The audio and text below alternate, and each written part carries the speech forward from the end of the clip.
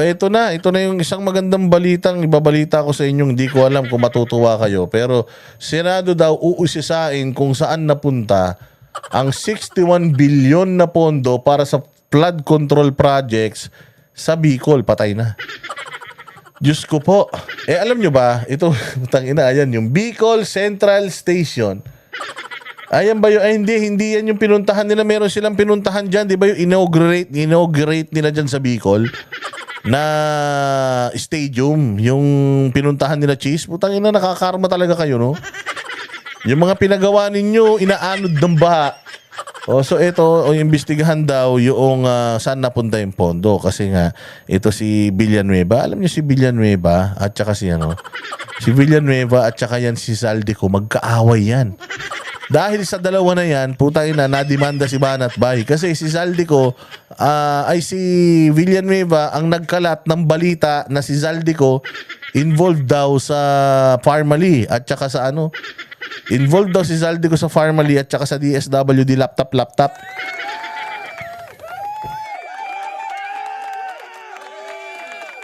So involved daw siya doon, si Villanueva nilabas din sa balita yun. Tapos binalita lang ni Banat Bay.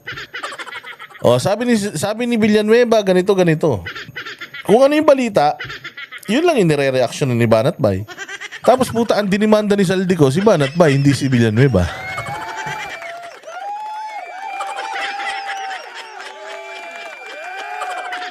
Sabi ni Dins Engcar, bumaliktad na si Willie Rebillami po? Question mark. Hindi ko alam kung naging paniki na siya. Kasi the last time I check, yung mga nakabaliktad, yung mga paniki lang. Bayaan mo nang bumaliktad si Willie. Putang ina, wala naman silbi sa buhay yan. Okay na yan. Bahala na siya sa buhay niya. Matanda na siya. Kung gusto niya, nakatiwarik, nakatagilid, nakatuwad. Bahala na siya. Nasa sa inyo na yan.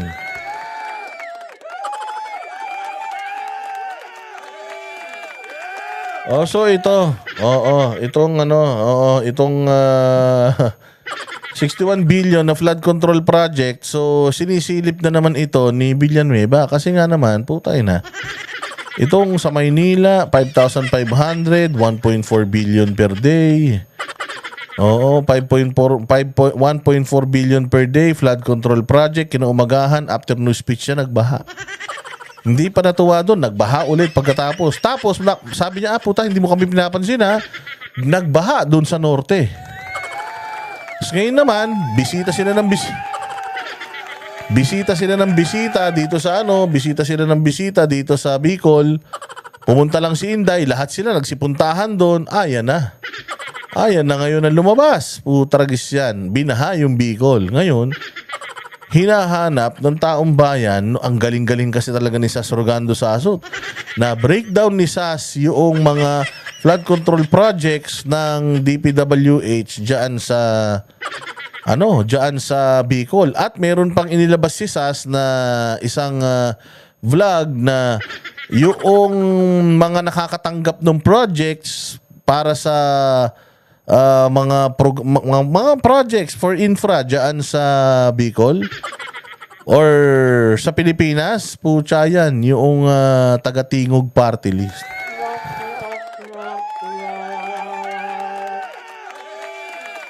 Ngayon ang question, saan nakukuha ni Sas yun? Layo-layo ni Sas. Nasa China si Sas, saan niya makukuha yung mga intel na yun? Alam nga kay Alice Go.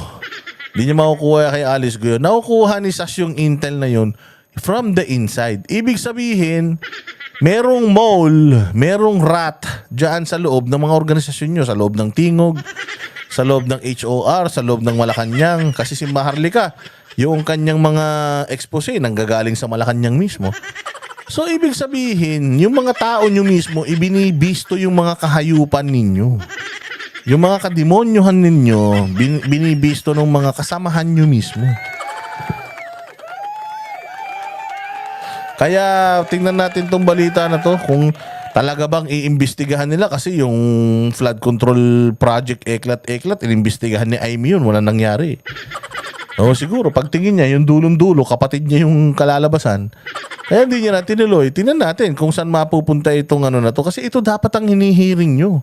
Sa totoo lang, Congress, dapat ito hinihiring nyo. Hindi na kayo mapapagod magpatawag ng tao kasi kayo din yun. Ako ang Congress, ito po yung committee ko, ako magdidinig tungkol sa mga pagnanakaw sa gobyerno. Sino po ipapasubpina natin? Lahat ng mga congressman, ipasubpina mo.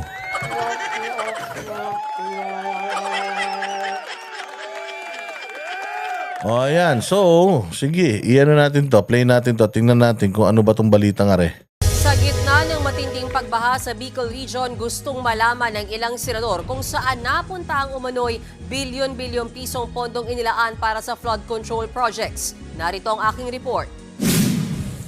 Mabilis na tumaas ang baha sa malaking bahagi ng Bicol Region dulot ng bagyong Christine. Nalubog ang mga taniman, maraming nasirang mga ari-arian at mga nawalang buhay. Sa tindi ng iniwang pinsala ng bagyo, ang tanong ngayon, saan napunta ang pondo ng gobyerno para maiwasan ang pagbaha sa Bicol Region? Yan ang gustong malaman ni Senator Joel Villanueva. Ayon sa Sabi ko na, si Villanueva eh. Senador, nasa 61 billion pesos ang ibinigay na pondo sa Bicol Region para sa flood control program. Taliwas sa kumakalat umanong 9 na bilyong piso lang ang inilaang budget dito ng pamahalaan. Hindi po totoo yun kasi in 2023 sa DPWH alone 29.4 billion ang budget.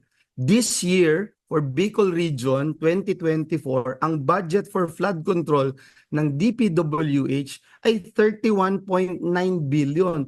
So 2023 and 2024 meron kang 61.42 billion na budget for flood control in Bicol Region alone. So ito dapat tignan nating mabuti sa budget deliberation kung saan ba talaga napupunta to, may impact ba. Very concerning yung na hindi lang, I mean all parts of the country are now affected, no? Parang makikita natin doon klarong-klaro na hindi na po uubre yung mga band-aid solution. Pinalaga naman niya ni Ako Bicol Party List Representative Nako po, puta ba, didimanda ako nito. Oh, taragis siya. Antindi, tangin na si sir, mukhang sketch, no? Zaldico, wala raw katotohanan ng umano'y bilyon-bilyong pisong flood control budget para sa Kabikulan. Katunayan, isa raw ang Bicol Region sa may pinakamaliit na pondo para sa National Roads at Flood Control Projects. Yan pala, sinungaling ka pala, Villanueva eh. Sinungaling ka pala eh. Patawag mo nga sa Senado yan, si Zaldico. Sige nga. Tingnan natin kung kaya mo kasi meron ka na ring akusasyon kay Zaldico noon eh tungkol sa mga corruption niya eh, pero hininto mo.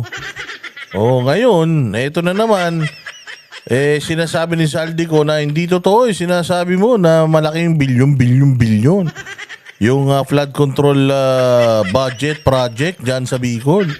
O tinan nga natin, mamaya magdemandahan kaya kayong dalawa. Oh, hindi yung mga vlogger ang dinidemanda ninyo. Away naman kayo ng away sa media. Pag kinontent namin yung mga ano ninyo, magre-reklamo kayo, mga buwisit kayo. Prioridad daw ngayon ng Kongreso sa ilalim ni House Speaker Martin Romualdez na matiyak na konektado ang flood control initiative sa water management system ng National Irrigation Administration o NIA. Ayon naman kay Senate President Ano priority? 3 taon na kayo, sir. Zaldico, 3 taon na kayo. Priority, pinaprioritize nyo pa rin. Hindi nyo pa rin nagagawa. Ayun na nga, priority ng ng Congress itong balik natin under Speaker Romualdez leadership is ensuring that all flood control initiatives are connected to to NIA's water management system. Anong tawag mo dyan? Ang tawag dyan, flood control system project. At kung wala kang budget, putang ina, walang project. So the fact na sinabi dito ni Representative Zaldico na they are prioritizing na lahat ng mga flood control initiatives are connected to NIA's water management system. So lahat ng mga gagawing projects for flood control, ito yung plan ninyo. Gawin nyo mapunta sa isang lugar yan, ganyan.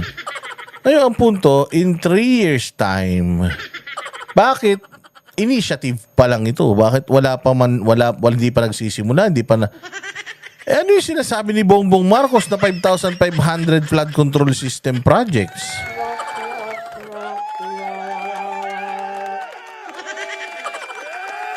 Di ba? Eh, yun ang din ang tanong natin na ako Bicol Party List Zaldico. Oo, kasi kung meron ng initiative, so ibig sabihin, ano na to, undergoing ba or ongoing ba yung flood control system projects na yan? Oh, when you say initiatives, kasi parang nag-i-initiate. So, nagsisimula. Oh. So, lahat ng mga flood control initiatives o mga ginagawang flood control o mga gagawin, ang gulo-gulo nyo naman.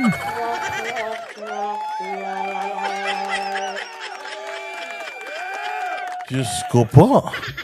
Hindi natin alam kung ano ba ito, ano mangyayari rito sa ano na to. Binobola-bola lang yata tayo ng mga to. Ito si Villanueva, ang hilig lang nito awayin si Zaldico. Villanueva, ang hilig mo lang awayin si Zaldico pero hindi mo man tinutuloy yung away ninyo. Puro ka lang daw putak. Ayon naman kay Senate President Chis Escudero, kailangang may mapanagot sa nangyaring pagbaha sa rehiyon. Inaasahan niya raw na mapag-uusapan ito sa November 4 sa budget deliberation ng mga kaukulang ahensya gaya Tanginan yan. Kailangan nyo pang antayin yung budget deliberations ng DPWH, NCR, DILG, DSWD, DND, OCD. So yung hearing bukas, hindi makakapag-antay yun. Minadali nyo yung hearing bukas para kay PRD. Pucha, ito problema natin. At hindi lang po ito yung bagyong papasok. Balita ko, inuulan na naman daw yung Bicol ngayon. Kasi may papasok na naman daw isang bagyo, Diyos mio. Aantayin nyo pa yung November 4? Samantalang yung hearing ni PRRD bukas na iniimbita nyo siya, hindi na makapag-antay yan. Di ba mas importante to kaysa dyan sa war on drugs na yan, putang ina niyan, ang tagal-tagal nyo ng hiniring yan?